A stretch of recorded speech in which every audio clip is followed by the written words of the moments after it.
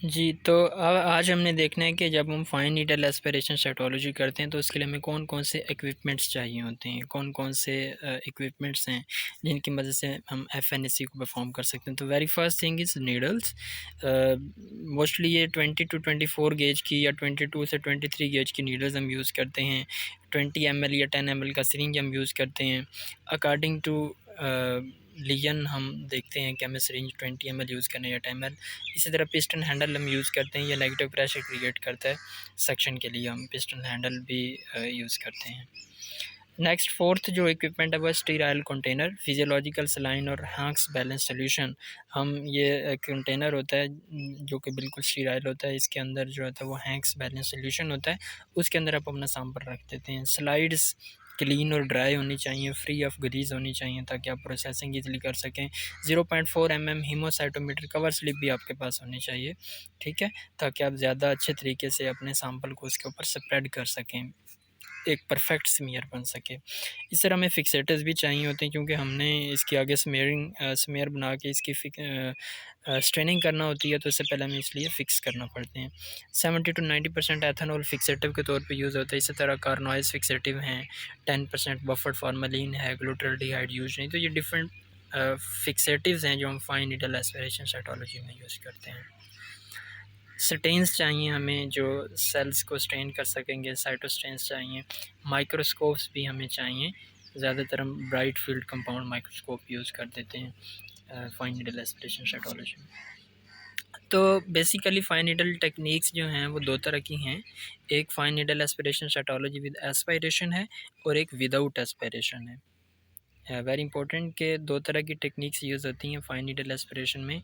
One is with aspiration, जिसमें हम aspirate करते हैं, अपने सैंपल को सक कर लेते हैं, वहाँ से निकाल लेते हैं, और एक के अंदर हम सैंपल को निकालते नहीं हैं वहाँ से, विदाउट एस्पायरेशन है।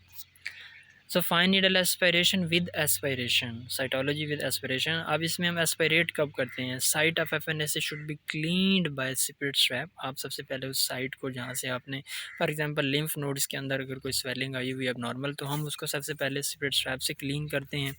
फिर हम क्या करते हैं कि needle is introduced into the swelling and is gently moving to and fro. Needle को इंसर्ट करेंगे और हम उसको बड़ा नरमी के साथ जेंटली हम उसको आगे पीछे मूव करते हैं।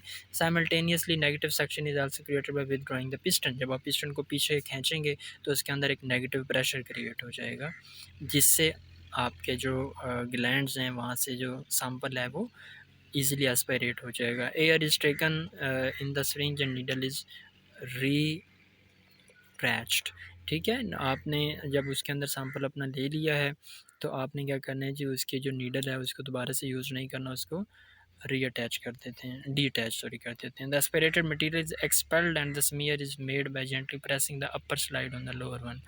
तो आप अपना सैंपल स्लाइड पे डालते हैं, उसका एक ड्रॉप एस्पिरेट का डालते हैं और उसको जेंटली प्रेस कर देते हैं ऊपर वाली स्लाइड की मदद से, ताकि वो अच्छे तरीके से वहाँ पे स्प्रेड कर जाए।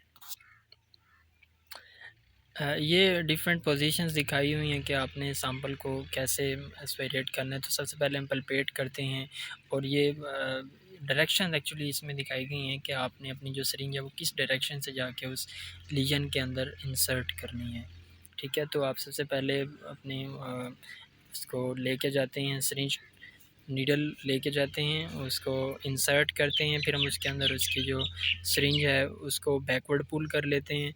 पुल करने के बाद जब उसमें सैंपल आ जाए तो फिर हम उसको स्टॉप कर देते हैं उसकी सेक्शन को, एस्पिरेशन को, और फिर हम स्लाइड के ऊपर उसका स्मीयर बना लेते हैं। विदाउट एस्पिरेशन, ये सेकंड जो टेक्निक है जिसके अंदर हम एस्पिरेशन को यूज़ नहीं करते, तो that is introduced by Zedela in 1987. It is based on the observation that the capillary pressure in a fine needle is sufficient to keep the detached cell inside the lumen of the needle. तो ये बहुत simple सी technique होती है। इसके अंदर ये होता है कि हमारी जो नीडल होती है उसके अंदर हम नेगेटिव प्रेशर इतना सारा रखते हैं कि जस्ट वही इंसर्ट करने से उसके अंदर सेल्स आ जाते हैं, हमें प्लंजर को उस तरह से खींचने की ज़रूरत नहीं होती। तो एफएनएसी विदाउट एस्पिरेशन हम उस वक्त यूज़ करते हैं जब हमें बिल्कुल माइन्यूट सा सैंपल चाहिए होता है, ठीक है। तो जो ल्यूमन होती है, उसके जो बोर होता है नीडल का, उसके अंदर जो होते हैं वो सेल्स आपके आ जाते हैं। Failure to obtain a representative sample. Fine needle aspiration में हम अपना एक आइडियल सैंपल नहीं ले सकते। उसकी नाकामी की वजह क्या है? Needle has missed the target tangentially. आपने जिस एंगल से इंसर्ट की उस एंगल से नहीं गई। आगे हो सकता है कोई बोन आ गई हो या कोई ऐसी रुकावट आ गई हो या फिर वो सॉलिड लियन हो, तो इसलिए वो टेंजेंट हो जाती है, उसका एंगल चेंज आता है, तो इस वजह से आप सैंपल सही से नहीं कलेक्ट कर सकते। नीडल इन सेंट्रल और cystic necrotic haemorrhagic area devoid of diagnostic cells. ठीक है, अगर आपकी नीडल जो है वो सेंट्रल सिस्टिक में चली गई है या नेक्रोटिक रीजन में चली गई है, तो वहाँ पे तो डेड सेल्स होंगे, वहाँ पे तो पस होगी, हेमरेजिक एरिया होगा, हेमरेज हुआ होगा, वहाँ पे ब्लड सेल्स होंगे, तो वहाँ से आप अपना एग्जैक्टली जो ट्रू सैंपल है वो नहीं हासिल कर सकते। वहाँ पे उनके जो है वो एग्जैक्ट लोकेशन नहीं होती। Needle in dominate benign mass missing a small adjacent malignant lesions. ठीक है, तो हो सकता है एक बिनाइन सा मैस वहाँ पे बना हो जहाँ से आपने अपनी नीडल इंसर्ट करके सैंपल लिया है। एडजेसेंट लिग्नेंट लीजन से आप सैंपल ले ही नहीं सकते क्योंकि उसका बोर बिल्कुल बारीक होता है, डायमीटर कम होता है, तो ये एग्जैक्टली वहीं से सैंपल कलेक्ट करती है जहाँ पे आपने इंसर्ट किया, उसके आसपास से नहीं लेती। फेब्रोटिक और desmoplastic target tissue giving a scant cell yield. अगर वहाँ पे फाइब्रोसिस हुई हुई हो तो वो फाइब्रोटिक जो टिश्यूज़ होते हैं वो सैंपल के अंदर आ जाते हैं, जिसकी वजह से हम उसकी एग्जैक्ट डायग्नोसिस नहीं कर सकते। Fixation and staining. तो जब आप सैंपल कलेक्ट कर लेते हैं तो आप उसकी फिक्सेशन कैसे करते हैं और उसकी स्ट्रेनिंग फिर कैसे करते हैं। Two fundamentally different methods of fixation and staining are used in FNAC. Number one is air drying followed by staining with a hematological strains such as May, Grunwald, Giemsa stain, Jenner Giemsa differential quick stain. जब हम ये strain use करते हैं तो हम इसके बाद हम इनकी एयर ड्राइंग करते हैं। एयर ड्राइंग के बाद हम इसकी अल्कोहल फिक्सेशन करते हैं and straining according to Pap with age and haematoxylin और ईओसिन स्ट्रेन हम यूज़ करते हैं या पेप्टिनाक्ला स्ट्रेन जो होता है वो हम यूज़ कर लेते हैं अल्कोहल फिक्सेशन के बाद। ये टेबल एक्सप्लेन करता है कि किस स्ट्रेन के मतलब क्यों कौन कौन से फ़ीचर जो हैं वो हमें नज़र आएंगे। वेट फिक्स्ड में कौन से फ़ीचर नज़र आएंगे, एयर ड्राइड में कौन से फ़ीचर नज़र आएंगे। तो स्ट्रेनिंग अगर हमने पेपेनिकुला और एच.एन.डी स्ट्रेनिंग की हो तो हम क्या करते हैं उसमें वेट फिक्सेशन के अंदर ये स्ट्रेन्स यूज़ करते हैं। अगर हमने एयर ड्राई किया हुआ हो स्ट्रेनिंग को तो फिर हम लिशमन या एमजीजी स्ट्रेन यूज़ करते हैं। सेल साइज़ हमें वेट फिक्स के अंदर जो होगा वो comparable to tissue sections and air dried जो होगा उसके अंदर एग्जेजरेटेड सेल साइज़ हमें नज़र आएगा, मतलब अपने ओरिजिनल साइज़ से बड़ा सेल का साइज़ नज़र आएगा। न्यूक्लियर डिटेल्स अगर हम देखनी हो तो वो हमें वेट स्मेयर के अंदर एक्सीलेंट न्यूक्लियर डिटेल्स नज़र आती हैं, जबकि एयर ड्राइड के अंदर इतनी अच्छी डिटेल्स नज़र नहीं आती। न्यूक्लियोलाई को अगर हमने देखना हो तो वेट फिक्सेशन में अच्छी तरह उसको डेमोस्ट्रेट किया जाता है, लेकिन जो एयर ड्राइड है उसके अंदर भी हमेशा हम उसको अच्छे से एक्सप्लेन नहीं कर सकते, इसलिए हम वेट फिक्सेशन को प्रेफर करते हैं। साइटोप्लाज्मिक डिटेल्स अगर हमने देख ली हो तो वेट फिक्सेशन जो होती है ये अच्छे से एक्सप्लेन नहीं कर सकती साइटोप्लाज्मिक डिटेल्स को, जबकि जो एयर ड्राइड स्मीयर्स होते हैं they are very good for well demonstrating the cytoplasmic details. अच्छा, कॉम्प्लिकेशंस क्या आ सकती हैं? अगर कोई फाइन नीडल एस्पिरेशन साइटोलॉजी करवाता है तो उसके बाद उसकी बॉडी में उसके नुकसानात क्या हो सकते हैं? FNA is considered one of the safest invasive diagnostic procedures through complication as were estimated 0.03% cases.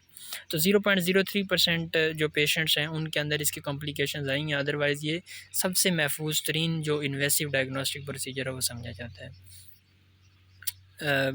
Complication ये हो सकती है कि वहाँ पे हीमाटोमा बन सकता है, ब्लड का एक मैस बन सकता है जहाँ से आपने सैंपल कलेक्ट किया है, या फिर वहाँ पे कोई इन्फेक्शन हो सकता है, कोई बैक्टीरिया वहाँ पे ग्रो कर सकते हैं अगर उसको अच्छे तरीके से प्रेस ना किया जाए, अच्छे तरीके से उसकी कवरिंग ना की जाए उस साइट की जहाँ से आपने अपना सैंपल कलेक्ट किया है, या फिर न्यूमोथोरैक्स हो सकता है। न्यूमोथोरैक्स भी मतलब उसके जो चेस्ट के अंदर अगर आप वहाँ से ले रहे हैं, लाइक दैट ब्रेस्ट कैंसर के केस में अगर आप वहाँ से सैंपल का ले रहे हैं तो वहाँ पे थोरैक्स का नमूनिया हो सकता है, जिसकी वजह से फीवर हो सकता है और ज़्यादा कॉम्प्लिकेशंस पैदा हो सकती हैं।